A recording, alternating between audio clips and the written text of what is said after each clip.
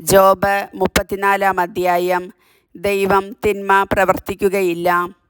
എലീഹു തുടർന്നു, ബുദ്ധിമാന്മാരെ എൻ്റെ വാക്ക് ശ്രവിക്കുവിൻ, വിജ്ഞാനികളെ എനിക്ക് ചെവി തരുവിൻ.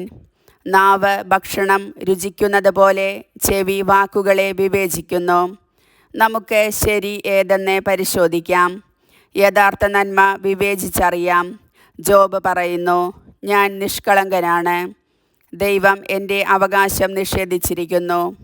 ഞാൻ നീതിമാനായിരുന്നിട്ടും നുണയനായി എണ്ണപ്പെടുന്നു. ഞാൻ പാപരഹിതനായിരുന്നിട്ടും പൊറുക്കാത്ത മുറിവുകളാണ് എൻ്റേത്. ജോബിനെ പോലെ ആരുണ്ട്?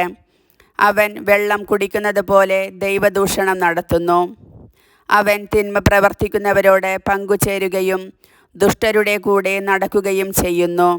അവൻ പറഞ്ഞു, ദൈവപ്രീതി നേടുന്നതുകൊണ്ട് മനുഷ്യന് ഗുണമൊന്നുമില്ല. അതിനാൽ വിജ്ഞാനികളെ കേൾക്കുവിൻ, ദൈവം ഒരിക്കലും ദുഷ്ടത പ്രവർത്തിക്കുന്നില്ല. സർവശക്തൻ വഞ്ചന കാണിക്കുന്നില്ല. പ്രവർത്തിക്കൊത്ത് അവിടുന്ന് മനുഷ്യന് പ്രതിഫലം നൽകുന്നു. അർഹതയ്ക്കൊത്ത് അവന് ലഭിക്കുന്നു. ദൈവം ദുഷ്ടത പ്രവർത്തിക്കുകയില്ല. സത്യം. സർവശക്തൻ നീതി നിഷേധിക്കുകയില്ല. ഭൂമിയുടെ ചുമതല അവിടത്തെ ഏൽപ്പിച്ചത് ആരാണ്? ലോകം മുഴുവൻ അവിടത്തെ ചുമലിൽ വച്ചുകൊടുത്തത് ആരാണ്? അവിടുന്ന് തൻ്റെ ചൈതന്യം തന്നിലേക്ക് പിൻവലിച്ചാൽ, തൻ്റെ ശ്വാസം തന്നിലേക്ക് തിരിച്ചെടുത്താൽ, എല്ലാ ശരീരവും ഒന്നോടെ നശിക്കും. മനുഷ്യൻ പൊടിയിലേക്ക് മടങ്ങും. വിവേകമുണ്ടെങ്കിൽ നീ ഇത് കേൾക്കുക, ഞാൻ പറയുന്നത് ശ്രദ്ധിക്കുക. നീതിയെ വെറുക്കുന്നവന് ഭരിക്കാനാകുമോ? ശക്തനും നീതിമാനുമായവനെ നീ കുറ്റം വിധിക്കുമോ? അവിടുന്ന് രാജാവിനെ വിലകെട്ടവനെന്നും പ്രഭുക്കന്മാരെ ദുഷ്ടന്മാർ എന്നും വിളിക്കുന്നു. അവിടുന്ന് രാജാക്കന്മാരോട് പക്ഷപാതം കാണിക്കുന്നില്ല.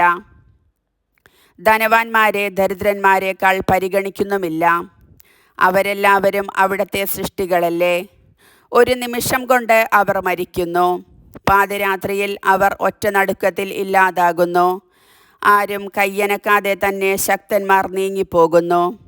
എന്തെന്നാൽ അവിടുത്തെ കണ്ണുകൾ മനുഷ്യൻ്റെ വഴികളിൽ പതിയുന്നു.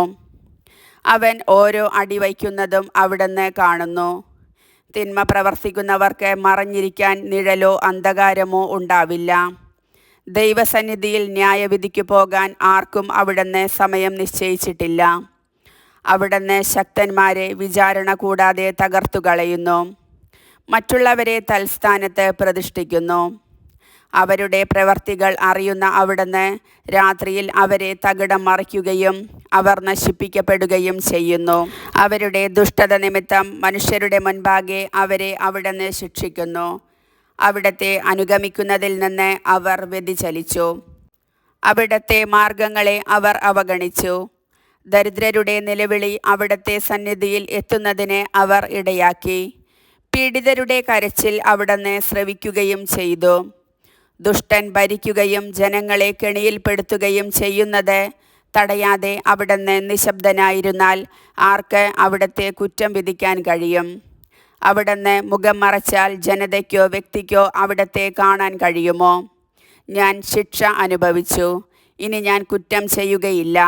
എനിക്ക് അജ്ഞാതമായ തെറ്റുണ്ടെങ്കിൽ കാണിച്ചു തരണേ. ഞാൻ അനീതി പ്രവർത്തിച്ചിട്ടുണ്ടെങ്കിൽ ഇനി അത് ആവർത്തിക്കുകയില്ല എന്ന് ആരെങ്കിലും ദൈവത്തോട് പറഞ്ഞിട്ടുണ്ടോ? നീ തിരസ്കരിക്കുന്നത് കൊണ്ട് അവിടുന്ന് നിന്റെ ഇഷ്ടം അനുസരിച്ച് ശിക്ഷ നൽകണമോ? നീയാണ്, ഞാനല്ല തീരുമാനിക്കേണ്ടത്. അതിനാൽ നിനക്ക് അറിയാവുന്നത് പ്രസ്താവിച്ചു കൊള്ളുക.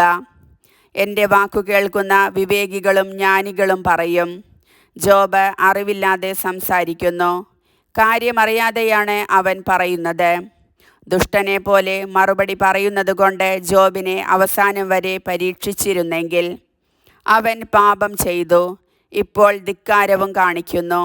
അവൻ നമ്മുടെ മധ്യത്തിൽ പരിഹസിച്ച് കൈകൊട്ടുകയും നിർത്താതെ ദൈവദൂഷണം പറയുകയും ചെയ്യുന്നു. കർത്താവിൻ്റെ വചനം.